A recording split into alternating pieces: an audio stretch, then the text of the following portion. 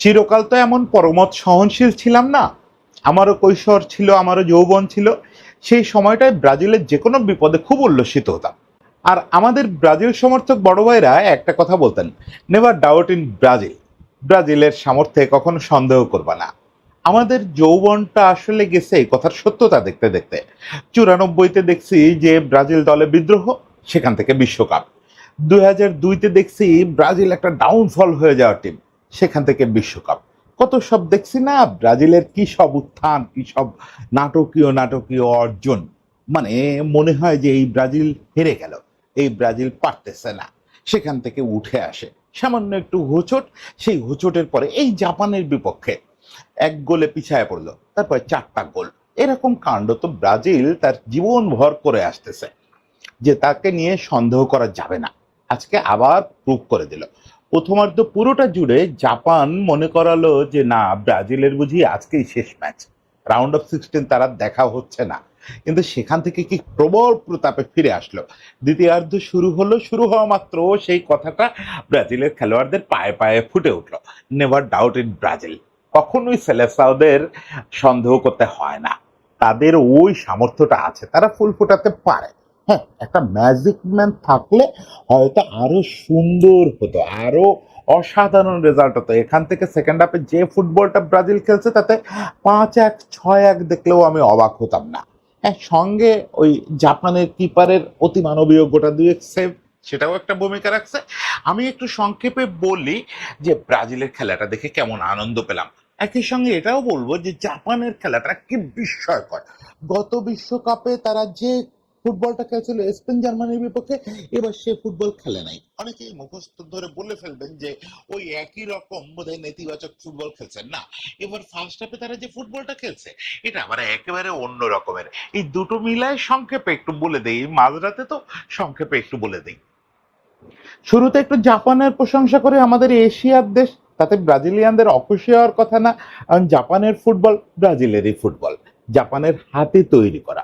যদিও তারা ফুটবল খেলে তাদের মতো করে, সে ফুটবলটার একটা ব্র্যান্ড দাঁড়াইছে গত কয়েক বছর, যে তারা আসলে খুবই লো ব্লক করবে, বল পজিশন একদমই নিবে না, 20-30% বল পজিশন নিয়ে বড় বড় জায়ান্ট কিল করবে। ওইটা 2022-এর সিস্টেম ছিল। স্পেনকে, জার্মানিকে, দুটো বিশ্ব চ্যাম্পিয়নকে তারা ওইভাবে হারাইছিল। এবার তাদের সুযোগ ছিল যে টানা দ্বিতীয় বিশ্বকাপে এসে তৃতীয় বিশ্ব চ্যাম্পিয়নকে হারায় দেওয়ার, এবং সেরকমই একটা খেলা তারা প্রথমার্ধে খেললো। কিন্তু ওই যে বললাম, 22-এর ওই মুখস্থ দিয়ে যদি আপনি জাপানকে বুঝতে চান, এবারের জাপানকে, সেটা তারা খেলে নাই। হ্যাঁ, শুরুর খানিকটা সময় একদম ব্লক মানে 3 লাইনের ডিফেন্স করছে। এটারে আপনি বাস পার্কিং বলতে পারেন, বা আপনি বলতে পারেন যে একবারে মিড থেকে লো ব্লক। এটাকে শুধু লো ব্লক বলা যায় না, পুরোটা ব্লক করে রাখছে। খুবই অসাধারণভাবে সেই কাজটা করছে তারা। সবচেয়ে বড় কথা যে অসাধারণ ট্রানজিশন এবং সুইচ, এই দুটো জিনিস জাপানকে ব্রাজিলের চেয়ে অনেক ধাপ আগায় রাখছে প্রথম হাফে। ওরা ডিফেন্স করতেছে করতেছে, মনে হচ্ছে ওরা ডিফেন্স ছেড়ে উঠবে না। এক্ষেত্রে কাউন্টার অ্যাটাক আমরা দেখি। সে কাউন্টার অ্যাটাক দেখি কি, যে একজন একটা বিচ্ছিন্ন দৌড় দিল বা দুইজন একটা দৌড় দিল, তা না, এত দ্রুত অ্যাটাকে যায়, মনে হয় যে ওরা অ্যাটাকেই ছিল।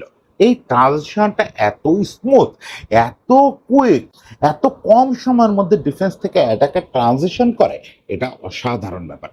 জাপানের ফুটবল এশিয়ার দেশ, দেখতে ভাল লাগে। জাপানের ফুটবল যদি এই স্টাইলটা ধরে রাখে, এই পাওয়ারটা ধরে রাখে, তাহলে আমি নিশ্চিত তাদের জন্য বড় কিছু অপেক্ষা করতেছে। একই সঙ্গে সুইচিং, তারা অ্যাটাক করে যখন বা ডিফেন্স করে, তখন এত সুন্দর এক প্রান্ত থেকে আরেক প্রান্ত সুইচ করে, এটাও তাদের জন্য খুব উপকারী, খুব উপকারী। তবে বোঝা গেল যে চূড়ান্ত আক্রমণের মুখে এখনো রুখে দাঁড়ানোর মতো অবস্থাটা নাই। ফার্স্ট হাফে আপনি যদি দেখেন, ব্রাজিলকে অসহায়ই মনে হচ্ছে। ব্রাজিল কোনো ক্রমেই 1-0 মেনে নিয়েই উঠতে পারলে বাঁচে, এরকম একটা অবস্থান নিয়ে ফার্স্ট হাফটা শেষ হলো। এখন জাপানের এই ব্লক ভাঙার জন্য আসলে কি দরকার ছিল? জাপানের এই ব্লক ভাঙার আসলে এই ধরনের ব্লক, এই ধরনের নিষ্ঠুর ব্লক ভাঙার আপনার 3টা উপায় থাকে। এক হচ্ছে দুই উইং থেকে আপনি অনেক বল ফেলবেন বক্সে, সেখান থেকে কোনো একটা হেড বা কিছু একটা হবে, এটা একটা ভরসা, রিয়েল বলের উপরে ভরসা করতে হবে। 2 নাম্বার হচ্ছে আপনি বক্সের অনেক বাইরে থেকেই লম্বা লম্বা পাওয়ারফুল শুট করবেন। 3 নাম্বার হচ্ছে বক্সের বাইরে আপনার মেসি নেইমার টাইপের একটা ম্যাজিশিয়ান থাকবে, যে আসলে 3-4 লাইন ডিফেন্স ভেঙে ফেলে একটা পাস দিবে বা নিজেই ওই 3-4 লাইন ভেঙে ঢুকে যাবে। তিনটার কোনোটাই ঠিক হচ্ছিল না, উইং থেকে সেরকম কোনো বল বক্সে পড়তেছিল না ফার্স্ট হাফে। আর ব্রাজিলের এই খেলোয়াড়রা, আমি এই কয়টা ম্যাচ দেখে একটা জিনিস বুঝলাম, ব্রাজিলের এই খেলোয়াড়রা ওই রবার্তো কার্লোসদের জামানার নাই, যে বক্সের বাইরে থেকে লম্বা লম্বা পাওয়ারফুল শট করবে। ইভেন রোনালদিনহোর মতো ওই রকম কার্লিং শট নেওয়া বক্সের বাইরে থেকে ওই জিনিসটাও নাই। ফলে ওই জায়গাটা তাদের দুর্বলতাই আছে। আর ম্যাজিক দেখানোর মতো আসলে ফ্রাঙ্কলি স্পিকিং নেইমার ছাড়া এই যে দলটা, এই দলটা দুর্দান্ত দুর্দান্ত। এই দলের হাতে বিশ্বকাপ ট্রফি দেখলে মোটেও অবাক হব না, বরং আনন্দিত হব। কিন্তু এই টিমে একটা নেইমার যে নেই, এই সব সময় খুব বোঝা যায় যে নেইমার মাঠে নেই। কারণ ওই যে একটা ম্যাজিক করে ঢুকে যাওয়া বা ওখান থেকে একটা ম্যাজিক্যাল পাস দেওয়া, যে জিনিসটা দেখেন একটা ছেলে সে হয়তো আনসাং হয়ে থাকবে। আমি ইভেন ওই যে এত দ্রুত বসছি তো রেটিংও দেখি নাই যে ওর রেটিংটা কি দাঁড়ালো। এই ছেলেটার নামায় এই ফুলটা ফুটলো, ম্যাজিকটা একটু হলেও হলো। এন্ড্রিক ছেলেটা একেবারে বাচ্চা একটা ছেলে না, ওর নামা মাত্র ভিনি, পুনিয়া খুব ভালো খেলে নাই, ভিনি অনেকক্ষণ ধরে চেষ্টা করছে, বা ভিনি জীবন দিয়ে ফেলছে। ভিনি ফার্স্ট হাফে যা কিছু করার একা করছে, একা চেষ্টা করে গেছে, কিন্তু ভিনি প্রাণটা পেল। ভিনি বারবার বল পেতে শুরু করলো, এন্ড্রিক নিজে দিল, আবার অন্যদের সঙ্গে সে 1-to-1 করতেছে। মানে ওই জায়গাটা ইউজ করার জন্য আমি বলতেছি না যে ও নেইমার ম্যাজিক করতে পারে বা মেসি ম্যাজিক করতে পারে, কিন্তু ওই জায়গাটায় একটা ম্যাজিক করতে পারে। মানে ওই জায়গাটায় জাপানিদের থতমত খাওয়া দেওয়া কিছু কাজ করতে পারে, ওরকম কিছু ড্রিবল করা, ওরকম খুব দ্রুত টাচ করে বল রিলিজ করে দেওয়া, একটা মাথা খারাপ করে দেওয়া পাস দেওয়া, এগুলো করেই জাপানের ডিফেন্সকে নড়বড়ে করে দিচ্ছে ছেলেটা। এবং অবশ্যই ভিনি, অবশ্যই ভিনি, ভিনি যখনই দেখছে যে একটা ছেলে ওভাবে ডিফেন্সকে বারবার ড্রাগ করতে পারতেছে, ডিফেন্সকে নাড়ায় দিতে পারতেছে, তখন সে তার সর্বোচ্চটা দিচ্ছে। হ্যাঁ, গোলটা শেষ পর্যন্ত ক্যাসিমিরো ওই একটা লং বল থেকেই হেড করে গোলটা করছে। ক্যাসিমিরোর যে দুর্নাম সেটা ঘুরছে কিনা আমার খুব সন্দেহ। কারণ ক্যাসিমিরো আজকে প্রথম যে গোলটা হয়েছে ওই গোলটার সময় কিন্তু তার রেড হয়ে যেত, তার সেকেন্ড ইয়েলো কার্ড হয়ে যেত যদি গোলটা না হতো। কেবলমাত্র অ্যাডভান্টেজ জাপানের ছিল বলে রেফারি বাঁশি বাজায় নাই, বাঁশি বাজালেই মানে যদি কোনো কারণে অ্যাডভান্টেজ মিস হতো জাপানের, সঙ্গে সঙ্গে সে ইয়েলো কার্ড খেত। সে লাস্ট ম্যান হিসাবে স্ট্রাইকারে মানে গোল স্কোরার টেনে ধরছিল, এবং ফলে সে এবং বড় ম্যাচ হলেই তার এই যে ফাউল করার প্রবণতা, কার্ড খাওয়া ফাউল করার প্রবণতা, এটা বেড়ে যায়। টেকনিক্যাল ফাউলের বদলে সে আসলে সরাসরি ফাউল করা শুরু করে। আর তার কাছ থেকে যেটা আশা যে সে একটু তো ডিস্ট্রিবিউশনে অংশ নেবে, ডিফেন্সিভ মিডফিল্ডার বলে গিয়ে মানে চুপচাপ থাকবে। আজকে ও যথেষ্ট অ্যাটাকে অংশ নিচ্ছে, এবং আগের দিনও যেটা বলছে প্রতি ম্যাচে ক্যাসিমিরো আগে ম্যাচের চেয়ে ভালো খেলতেছে, কিন্তু সে হতাশাও প্রচুর দিয়ে যাচ্ছে। এই ক্যাসিমিরো যে পজিশনে খেলতেছে, আমি বুঝি যে 2022-এর ক্যাসিমিরো নাই, কিন্তু তাকে যে পজিশনে খেলানো হচ্ছে সে তো আসলে প্রাণ ভোমরা হিসেবে খেলতেছে। ফলে তার কাছ থেকে প্রত্যাশাটা আরো অনেক বেশি, সেটা সে পূরণ করতে পারতেছে না। কিছুটা মিডফিল্ডে প্রত্যাশা পূরণ করতে পারতেছে গুইমারেস ছেলেটা, সেটা সে পুরস্কারও পাইছে আজকে, গোলটা পাইছে। অসাধারণ একটা গোল, অসাধারণ একটা গোল। ওই যেটা বললাম যে এন্ড্রিক, এই কথার সঙ্গে আপনারা একমত হবেন কিনা আমি জানি না, বিশেষজ্ঞরাও একমত হবে কিনা। আমার চোখে যেটা লাগছে সেকেন্ড হাফে এন্ড্রিকের নামাটা ওই জায়গাটা বিরাট একটা ডিফারেন্স করে দিছে। হ্যাঁ, ওই জায়গায় যদি নেইমার নামতো, আমি জানি না, ওই দিন বলছেন আনচেলত্তি বলছেন যে নেইমার এখন 15 মিনিট 20 মিনিট ফুল খেলার মতো অবস্থায় আসছে। ফলে নেইমার হয়তো নামতো যদি ব্রাজিল ওই সময় দ্রুত ম্যাচ নিয়ে নিতে, মানে ওইরকম ভাবে নিয়ন্ত্রণটা হাতে নিয়ে নিতে না পারতো।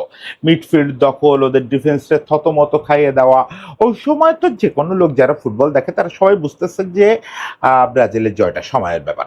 বরং আমার কাছে বিরক্তিকর মনে হচ্ছিল, এত সুন্দর খেলেও কি বাড়তি 30 মিনিট খেলতে হবে ব্রাজিলকে? তাহলে আমারও রাত জাগতে হবে, কিন্তু জিতবে তো শেষ পর্যন্ত ব্রাজিল। এত সুন্দর খেলতেছে, মানে ফুটবলে এরকম ঘটনা খুব রেয়ার কিছু দেখছি। দু একটা আর্জেন্টিনা ম্যাচ দেখছি যে আপনি একবার ম্যাচ আপনার পায়ে চলে আসলে তারপরে আর ম্যাচ ছিটকে যায় না। ফুটবলে ভালো খেললে ভালো রেজাল্ট পক্ষে আসে। যদিও এরকম ফুল ফুটানো ফুটবল না খেলতো ব্রাজিল, তাহলে হয়তো নেইমার নেমে পড়তো। এবং আমি খুব মিস করতেছিলাম ওই জায়গাটায় নেইমারকে, কারণ this is the day for Neymar. আজকে যদি ফুল ফিট নেইমার থাকতো, দেখেন এইসব দৃশ্য দেখার জন্যই তো বিশ্বকাপ দেখা। বিশ্বকাপে পক্ষপাতিত্ব করব, আর্জেন্টিনা নিয়ে বেশি বলবো, আর্জেন্টিনা নিয়ে আমার বয়স বাড়তেছে, অবসেশন বাড়তেছে, সেটা বড় কারণ প্রচুর সময় কাটাই আর্জেন্টিনা নিয়ে পড়ে। কিন্তু তার মানে তো এই না যে ব্রাজিলের বিউটিটা একদম ভুলে গেছি বা ব্রাজিলের বিউটিটা একদম বুঝি না। ফলে ব্রাজিলের পায়ে ওই ছন্দটা দেখলে আর 10টা ব্রাজিল সাপোর্টারের চেয়ে আনন্দটা কম পাই না। ওই জিনিসটা খুব মিস করতেছিলাম যে আজকে নেইমারের দিন। এই যে মঞ্চটা, এই মঞ্চটা একদম নেইমারের জন্য সাজানো। এরকম লো ব্লক করবে, প্রতিপক্ষ ঢুকতেই দিবে না, আপনি কোনো জায়গা থেকে, দুই পাশ থেকে, মাঝখান থেকে, কোথাও থেকে ঢুকতে পারতেছেন না, তখনই না নেইমার ওখানে একটা কিছু করবে। ওই যে সেই দস্যু বনহুরের মতো, কোথা হইতে কি হইয়া গেল বোঝা গেল না, বনহুর একটা কিছু করিয়া ফেলিল। তো এই যে নেইমার, মেসি, এরা হচ্ছে ওই ক্যাটাগরির খেলোয়াড় যে আপনি বক্সের বাইরে জটলা ঢুকতে দিচ্ছে না, ওখান থেকে একটা কিছু করে ফেলবে। এরা দস্যু বনহুরের মতো। বনহুরের মিস করলাম। আমি নিশ্চিত যে নেক্সট ম্যাচ আসতে আসতে বনহুর তার সেরা ফর্মটা ফিরে পাবে। আমি ওই ছন্দটা দেখতে চাই।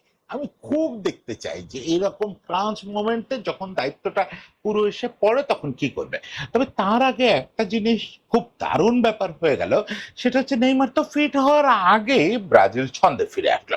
প্রথম কথা হচ্ছে ফার্স্ট রাউন্ডে তারা অন অ্যান্ড অফ এর মধ্যেই ভালো ভালো পারফরমেন্স দিয়ে আসে। বিশেষত সেকেন্ড ম্যাচটায় বিউটিফুল ফুটবল খেলছে। বিনি যেরকম খেলে যাচ্ছে প্রতিটা ম্যাচে, আজকে হয়তো আপনি দেখবেন যে বিনির কোনো অংশগ্রহণ নাই, যে বিনির গোল নাই, বিনির সরাসরি অ্যাসিস্ট নাই, কিন্তু আপনি খেলা দেখলে বুঝবেন যে বিনি আজকে ম্যাচে কতটা ছিল। আমার তো মনে হচ্ছে অন্য যে কোনো দিনের চেয়েও বেশি ছিল। ভিনি আজকে একটা, ভিনি তো রেগুলার স্কোরার, ভিনি তো ওইরকম ম্যাজিক না। তারপরেও ছেলেটা যতটা চেষ্টা করছে আজকে ওখান থেকে ওই ডিফেন্সটা ভাঙার জন্য, ওই ডেডলকটা ভাঙার জন্য, এটার জন্য ওর একটা বাড়তি সেলুট দেওয়া দরকার। ছেলেটার চেষ্টার কোনো শেষ ছিল না। ফলে ব্রাজিলের জন্য সবচেয়ে বড় স্বস্তির ব্যাপার যে তারা ম্যাজিক ম্যান ছাড়াই অলরেডি ম্যাজিক করা শুরু করছে। এখন তাদের যদি নেইমার ফিট হয়ে আসে, আপনারা বলতে পারেন যে ভাই আপনি একটু প্রাচীনপন্থী বলে বারবার নেইমার করতেছেন। নেইমার ভাই 2 বছর 2.5 বছর তার কোনো ম্যাজিকের খবর নাই। সে থাকে হাসপাতালের বারান্দায় আর পুনর্বাসন কেন্দ্রে। তার উপরে কি ভরসা করতেছেন? Big match for big players, big stage for big players. ওটা তো লিওনেল মেসি প্রমাণ করে যাচ্ছে, ওটা তো কিলিয়ান এমবাপ্পে প্রমাণ করে যাচ্ছে। বড় মঞ্চ যখন আসে তখন ছোটদের এখানে ব্যাপার থাকে না। নেইমার হচ্ছে বড়দের খেলোয়াড়, ফলে এখানে তার ফিট হওয়াটাই যথেষ্ট। বাকিটা স্রষ্টা নেইমার বুঝে নেবে। আমি শুধু এই যে তরুণদের যে উচ্ছল খেলা, এই যে ধরেন ভিনির খেলাটা আছে, কুনিয়ার খেলাটা আছে, আজকে অত ভালো খেলে নাই কুনিয়া, সুন্দর খেলছে। আমি এনরিককে শুরু থেকে দেখতে চাই। সেটা যে পাকুইতারে তুলেই খেলতে হবে তা না। পাকুইতা অন্যদিন ভালো খেলে, আজকে একটু খারাপ খেলছে, হয়তো চোখে লাগছে, কিন্তু এদের সবাইরে দেখতে চাই। আর তার মাঝখানে দেখতে চাই নেইমারকে।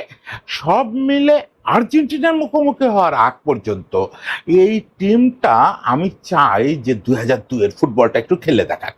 তাহলে জোর গলায় বলতে পারবো যে ফুটবলটার বাড়ি ওখানে, ফুটবলটার বাড়ি ওই দক্ষিণ আমেরিকায়। দেখেন শেষ পর্যন্ত ব্রাজিল, আর্জেন্টিনা এগুলা নিয়ে এত চিল্লাপাল্লা করি কেন? যদি কোনো কারণে এদের পা থেকে ফুটবলটা হারা যায় না, ব্রাজিল যেদিন থেকে ডাউনফল হচ্ছে, ডাউনফল মানে কি ট্রফি পাচ্ছে না, সেদিন থেকে আমি ব্যক্তিগতভাবে খুব শঙ্কিত যে আর্জেন্টিনা একা তো রোজ ট্রফি জিতবে না। আর্জেন্টিনায় মেসি চলে গেলে, একটা প্রজন্ম চলে গেলে আবার একটা গ্যাপ চলে আসতে পারে। আর্জেন্টিনা ব্রাজিলের মতো ধারাবাহিকভাবে সাফল্য পেতে থাকবে ওই দেশ না। হয়তো হবে, এখন মনে হচ্ছে স্রোতের মতো সাপ্লাই আসতেছে, হলেও হতে পারে। কিন্তু একটা দল একা একটা আর টিকায় রাখতে পারে না। এই যে এখনো আমি ইউরোপ আর লাতিন আমেরিকার ফুটবলে আকাশ আর পাতাল পার্থক্য দেখি। আমার কাছে ফুটবলের র্যাঙ্কিং যদি করতে বলেন, আমি লাতিন আমেরিকাকে সবার উপরে রাখি, তারপরে আফ্রিকাকে রাখি। কারণ ওখানে শক্তি আর ইয়ের একটা বুদ্ধিমত্তার একটা আলাদা মিশ্রণ আছে। ইউরোপের ফুটবলে সবাই চোখ দিয়ে থাকে কেন? এই লাতিন আফ্রিকান ফুটবলাররাই তো ইউরোপের ফুটবল জমায় রাখে। শুধু ইউরোপিয়ানদের যদি খেলতে দেন, যে তোরা নেটিভ ইউরোপিয়ানরা ছাড়া কেউ তোদের ইউরোপিয়ান দলের হয়ে খেলতে পারবে না, ওদের খেলার স্ট্যান্ডার্ড আমাদের এই এশিয়া মানের হয়ে যাবে, এশিয়া মানে দক্ষিণ এশিয়া মানের হয়ে যাবে। ওই খেলার মধ্যে কিচ্ছু নাই রে ভাই, কিচ্ছু নাই। দু একটা ইন্ডিভিজুয়াল খেলোয়াড়, এমবাপ্পে, ইয়ামালের মতো দু একটা খেলোয়াড়, তারাও আবার কিন্তু অরিজিনালি ইউরোপের অ্যাসেট না। যেগুলারে প্রশংসা করে দেখবেন যে সেগুলাও আসলে ইউরোপিয়ান অ্যাসেট না। যাই হোক, এই বেশি ভাগাভাগি করে ফেলতেছি বোধহয় এবার বিশ্বকাপে আমি, যে এই ইউরোপের সঙ্গে বাকি বিশ্বরে ভাগাভাগি করতেছি। এগুলোর পিছনে ওই যে কিছু জিও পলিটিক্যাল চিন্তা ভাবনাও আসলে বায়াস করে। তো তবে এটাও সত্যি যে ইউরোপের এই ফুটবল দেখার জন্য বেঁচে থাকা যায় না। থাক, ওরা ওদের ডমিনেশন করুক, ওরা একটা বিশ্বকাপ জিতুক, ওরাও ওদের সুপ্রিমিটি দেখাক। টাকার জোর আছে, এই সৌদি টাকা বা মধ্যপ্রাচ্যের সমস্ত তেলের টাকা ওখানে চলে যাচ্ছে, ওদের নিজেদের টাকা আছে, সব বড় বড় স্পন্সর কোম্পানি ওদের, ওরা তো কিছু করবেই। পাশাপাশি গরিবের কথা বলার, গরিবের শিল্পের লোকটা থাকা খুব জরুরি। সেই জায়গাটায় ব্রাজিল হচ্ছে সবচেয়ে বড় পতাকাবাহী। যদিও সবচেয়ে ঐতিহ্যবাহী পতাকাবাহী আর্জেন্টিনা, তারপরে উরুগুয়ে, কিন্তু সবচেয়ে বড় পতাকাটা ব্রাজিলের হাতে। ব্রাজিল যদি ফুল ফোটাতে ব্যর্থ হয়, তাহলে পুরো পৃথিবীর ফুলে টানাটানি পড়ে যাবে, পুরো পৃথিবীতে ফুল কমে যাবে। এই কারণে হলো খোদ আর্জেন্টিনা সাপোর্টারদের ততক্ষণ পর্যন্ত ব্রাজিলের জন্য চিৎকার করতে থাকতে হবে যতক্ষণ পর্যন্ত মুখোমুখি না হয়। আচ্ছা, মুখোমুখি হলে তখন না হয় একটা কিছু করে দিব না, ওটা আমরা বাইরে থেকে দুটো চিৎকার দিলেই লিওনেল মেসি দেখায় দিবে, নেইমারের বন্ধুত্ব আর তখন মনে রাখবে না। সে পর্যন্ত তো ব্রাজিলকে প্রবল প্রতাপে থাকতে হবে। সে পর্যন্ত প্রবল শুভেচ্ছা। আবারও বললি, কার্লো আনচেলত্তিকে দুইটা খোঁচা মারার কথা দেবব্রত বলছে, আর ব্যাপারটা বদলে গেছে তা তো না। কার্লো আনচেলত্তির এই যে প্রচন্ড গতি, এইটা শেষ পর্যন্ত সফল হোক। প্রথম ব্রাজিলিয়ার বিদেশি কোচ, তার হাতে একটা সাফল্য আসুক। অন্তত পক্ষে আর্জেন্টিনার মুখোমুখি হওয়ার আগ পর্যন্ত তিনি সাফল্য উপভোগ করুন, সেই প্রার্থনা থাকলো। ব্রাজিলের জন্য অনেক শুভকামনা।